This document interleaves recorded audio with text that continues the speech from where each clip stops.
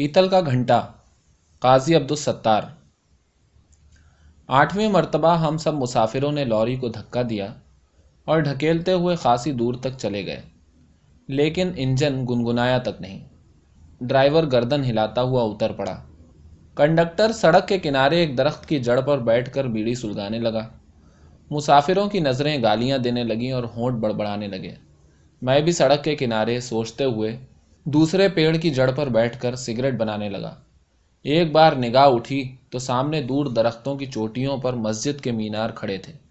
میں ابھی سگریٹ سلگا ہی رہا تھا کہ ایک مضبوط کھردرے دیہاتی ہاتھ نے میری چٹکیوں سے آدھی جلی ہوئی تیلی نکال لی۔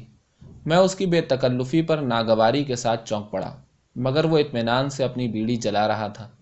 وہ بھی میرے پاس ہی بیٹھ کر بیڑی پینے لگا یا بیڑی کھانے لگا۔ یہ کون گاؤں ہے؟ میں نے میناروں کی طرف اشارہ کر کے پوچھا۔ یو بھسول ہے۔ بھسول کا نام سنتے ہی مجھے اپنی شادی یاد آ گئی۔ میں اندر سلام کرنے جا رہا تھا کہ ایک بزرگ نے ٹوک کر روک دیا۔ وہ کلاسیکی کاٹ کی بانات کی اچکن اور پورے پائچے کا پاجامہ اور فر کی ٹوپی دیے میرے سامنے کھڑے تھے۔ میں نے سر اٹھا کر ان کی سفید پوری مونچھیں اور حکومت سے سینچی ہوئی آنکھیں دیکھیں۔ انہوں نے میرے سامنے کھڑے ہوئے خدمتگاروں کے ہاتھوں سے پھولوں کی بدھیاں لے لیں اور مجھے پہنانے لگے۔ میں نے ہل کر اپنی بنارسی کی پوت کی جھلملاتی ہوئی شیروانی کی طرف اشارہ کر کے تلخی سے کہا، کیا یہ کافی نہیں تھی؟ وہ میری بات پی گئے، بدھیاں برابر کیں، پھر میرے ننگے سر پر ہاتھ پھیرا اور مسکرا کر کہا، اب تشریف لے جائیے۔ میں نے ڈیوڑھی پر کسی سے پوچھا کہ یہ کون بزرگ تھے۔ بتایا گیا کہ یہ بھسول کے قاضی انعام حسین ہیں۔ بھسول کے قاضی انعام حسین، جن کی حکومت اور دولت کے افسانے میں اپنے گھر میں سن چکا تھا۔ میرے بزرگوں سے ان کے جو مراسم تھے مجھے معلوم تھے۔ میں اپنی گستاخ نگاہوں پر شرمندہ تھا۔ میں نے اندر سے آ کر کئی بار موقع ڈھونڈ کر ان کی چھوٹی موٹی خدمتیں انجام دیں۔ جب میں چلنے لگا تو انہوں نے میرے کندھے پر ہاتھ رکھ دیا، مجھے بھسول آنے کی دعوت دی اور کہا کہ اس رشتے سے پہلے بھی تم میرے بہت کچھ تھے، لیکن اب تو داماد ہو گئے ہو۔ اس قسم کے رسمی جملے سبھی کہتے ہیں، لیکن اس وقت ان کے لہجے میں خلوص کی ایسی گرمی تھی کہ کسی نے یہ جملے میرے دل پر لکھ دیے۔ میں تھوڑی دیر کھڑا بگڑی بس کو دیکھتا رہا، پھر اپنا بیگ جھلاتا ہوا جتے ہوئے کھیتوں میں اٹھلاتی ہوئی پگڈنڈی پر چلنے لگا۔ سامنے وہ شاندار مسجد کھڑی تھی جسے قاضی انعام حسین نے اپنی جوانی میں بنوایا تھا۔ مسجد کے سامنے میدان کے دونوں طرف ٹوٹے پھوٹے مکان کا سلسلہ تھا، جن میں شاید کبھی بھسول کے جانور رہتے ہوں گے۔ ڈیوڑی کے بالکل سامنے 2 اونچے آم کے درخت ٹریفک کے سپاہی کی طرح چھتری لگائے کھڑے تھے۔ ان کے تنے جل گئے تھے، جگہ جگہ مٹی بھری تھی۔ ڈیوڑی کے دونوں طرف عمارتوں کے بجائے عمارتوں کا ملبہ پڑا تھا۔ دن کے 3 بجے تھے۔ وہاں اس وقت نہ کوئی آدم تھا نہ آدم زاد کہ ڈیوڑی سے قاضی صاحب نکلے، لمبے قد کے جھکے ہوئے، ڈوریے کی قمیص، میلا پائجامہ اور موٹر ٹائر کے تلووں کا پرانا پمپ پہنے ہوئے، ماتھے پر ہتھیلی کا چھجا بنائے مجھے گھور رہے تھے۔ میں نے سلام کیا۔ جواب دینے کے بجائے وہ میرے قریب آئے اور جیسے یکدم کھل گئے، میرے ہاتھ سے میرا بیگ چھین لیا اور میرا ہاتھ پکڑے ہوئے ڈیوڑی میں گھس گئے۔ ہم اس چکردار ڈیوڑی سے گزر رہے تھے جس کی اندھیری چھت کمان کی طرح جھکی ہوئی تھی۔ دھنیوں کو گھنے ہوئے بدصورت شہتیر روکے ہوئے تھے۔ وہ ڈیوڑی سے چلائے، ارے سنتی ہو، دیکھو تو کون آیا ہے۔ میں نے کہا اگر صندوق وندوق کھولے بیٹھی ہو تو بند کر لو جلدی سے، لیکن دادی تو سامنے ہی کھڑی تھیں، دھلے ہوئے گھڑوں گھڑونچی کے پاس۔ دادا ان کو دیکھ کر سٹپٹا گئے، وہ بھی شرمندہ کھڑی تھیں۔ پھر انہوں نے لپک کر الگنی پر پڑی مارکین کی دھلی چادر گھسیٹ لی اور دوپٹے کی طرح اوڑھ لی۔ چادر کے ایک سرے کو اتنا لمبا کر دیا کہ کرتے کے دامن میں لگا دوسرے کپڑے کا چمکتا پیوند چھپ جائے۔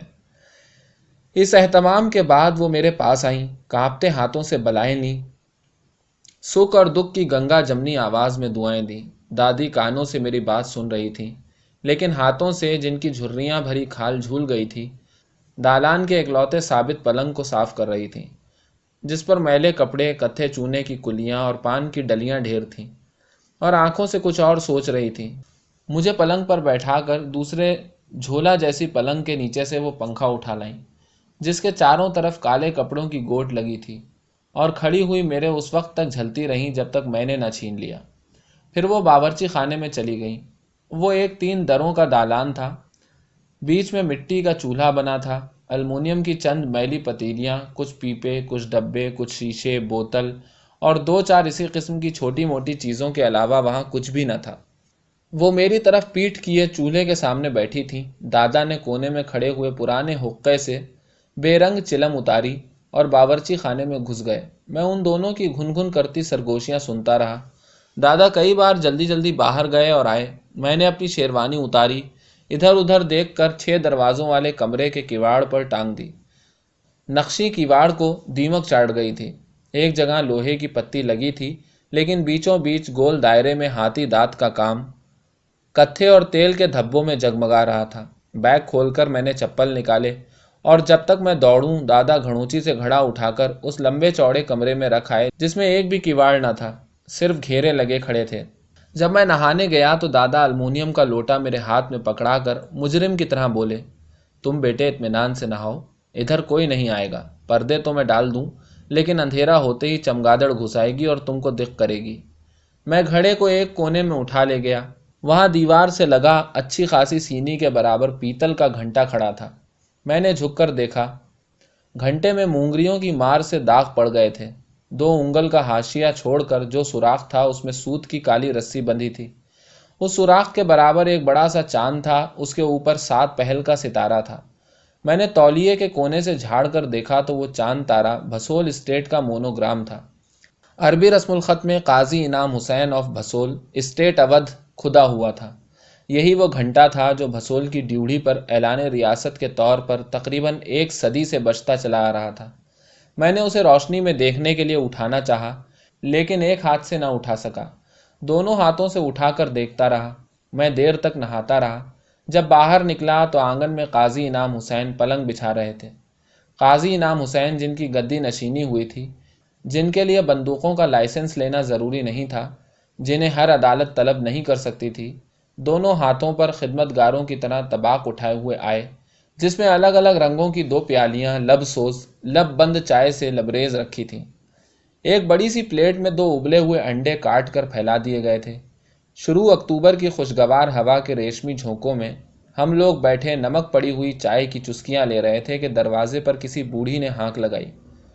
مالک؟ کون؟ مہتر ہے آپ کا، صاحب جی کا بلابے آئے ہیں۔ دادا نے گھبرا کر احتیاط سے اپنی پیالی طباق میں رکھی اور جوتے پہنتے ہوئے باہر چلے گئے۔ اپنے بھلے دنوں میں تو اس طرح شاید وہ کمشنر کے آنے کی خبر سن کر بھی نہ نکلے ہوں گے۔ میں ایک لمبی ٹہل لگا کر جب واپسی آیا، ڈیوڑی میں مٹی کے تیل کی ڈبیا چل رہی تھی۔ دادا باورچی خانے میں بیٹھے چولہے کی روشنی میں لالٹین کی چمنی جوڑ رہے تھے۔ میں ڈیوڑی سے ڈبیا اٹھا لایا اور اصرار کر کے ان سے چمنی لے کر جوڑنے لگا۔ ہاتھ بھر لمبی لالٹین کی تیز گلابی روشنی میں ہم لوگ دیر تک بیٹھے باتیں کرتے رہے۔ دادا میرے بزرگوں سے اپنے تعلقات بتاتے رہے، اپنی جوانی کے قصے سناتے رہے۔ کوئی آدھی رات کے قریب دادی نے زمین پر چٹائی بچھائی اور دسترخوان لگایا۔ بہت سی ان میل بے جوڑ اصلی چینی کی پلیٹوں میں بہت سی قسموں کا کھانا چنا۔ شاید میں نے آج تک اتنا نفیس کھانا نہیں کھایا۔ صبح میں دیر سے اٹھا، یہاں سے وہاں تک پلنگ پر ناشتہ چنا ہوا تھا۔ دیکھتے ہی میں سمجھ گیا کہ دادی نے رات بھر ناشتہ پکایا ہے۔ جب میں اپنا جوتا پہننے لگا تو رات کی طرح اس وقت بھی دادا نے مجھے آنسو بھری آواز سے روکا۔ میں معافی مانگتا رہا۔ دادی خاموش کھڑی رہیں۔ جب میں شیروانی پہن چکا، دروازے پر یکا آ گیا۔ تب دادی نے کانپتے ہاتھوں سے میرے بازو پر امام ضامن باندھا۔ ان کے چہرے پر چونا پتا ہوا تھا، آنکھیں آنسوؤں سے چھلک رہی تھیں۔ انہوں نے رندھی ہوئی آواز میں کہا، یہ 51 روپے تمہاری مٹھائی کے ہیں اور 10 کرائے کے۔ ارے ارے دادی، آپ کیا کر رہی ہیں؟ اپنی جیب میں جاتے ہوئے روپیوں کو میں نے پکڑ لیا۔ چپ رہو تمہاری دادی سے اچھے تو ایسے ویسے لوگ ہیں جو جس کا حق ہوتا ہے وہ دے تو دیتے ہیں۔ غضب خدا کا، تم زندگی میں پہلی بار میرے گھر آؤ، میں تم کو جوڑے کے نام پر ایک چٹ بھی نہ دے سکوں۔ میں تیری دادی تو فقیرن ہو گئی، بھکارن ہو گئی، معلوم نہیں کہاں کہاں کا زخم کھل گیا تھا۔ وہ دھاروں دھار رو رہی تھیں۔ دادا میری طرف پشت کیے کھڑے تھے اور جلدی جلدی حقہ پی رہے تھے۔ مجھے رخصت کرتے دادی ڈیوڑی تک آئیں، لیکن منہ سے کچھ نہ بولی، میری پیٹھ پر ہاتھ رکھ کر اور گردن ہلا کر رخصت کر دیا۔ دادا قاضی انعام حسین تعلق دار بھسول تھوڑی دیر تک یکے کے ساتھ چلتے رہے، لیکن نہ مجھ سے نگاہ ملائی نہ مجھ سے خدا حافظ کہا۔ ایک بار نگاہ اٹھا کر دیکھا اور میرے سلام کے جواب میں گردن ہلا دی۔ سدھولی جہاں سے سیتاپور کے لیے مجھے بس ملتی ابھی دور تھا۔ میں اپنے خیالوں میں ڈوبا ہوا تھا کہ میرے یکے کو سڑک پر کھڑی ہوئی سواری نے روک لیا۔ جب میں ہوش میں آیا تو میرا یکے والا ہاتھ جوڑے مجھ سے کہہ رہا تھا، میاں علی شاہ جی بھسول کے ساہوکار ہیں، ان کے یکے کا بم ٹوٹ گیا ہے، آپ برا نہ مانو تو علی شاہ بیٹھ جائیں۔ میری اجازت پا کر اس نے شاہ جی کو آواز دی۔ شاہ جی ریشمی کرتا اور مہین دھوتی پہنے آئے اور میرے برابر بیٹھ گئے، اور یکے والے نے میرے اور ان کے سامنے پیتل کا گھنٹا دونوں ہاتھوں سے اٹھا کر رکھ دیا۔ گھنٹے کے پیٹ میں مونگری کی چوٹ کا داغ بنا تھا، 2 انگل کے حاشیے پر سوراخ میں سوت کی رسی پڑی تھی۔ اس کے سامنے قاضی انعام حسین آف بھسول اسٹیٹ اودھ کا چاند اور ستارے کا مونوگرام بنا ہوا تھا۔ میں اسے دیکھ رہا تھا اور شاہ جی مجھے دیکھ رہے تھے، اور یکے والا ہم دونوں کو دیکھ رہا تھا۔ یکے والے سے رہا نہ گیا، اس نے پوچھ ہی لیا، کہا شاہ جی گھنٹا بھی خرید لائے ہو؟ ہاں کل شام معلوم نہیں کا وقت پڑا ہے میاں پر کہ گھنٹا دے دہین بلائی کی۔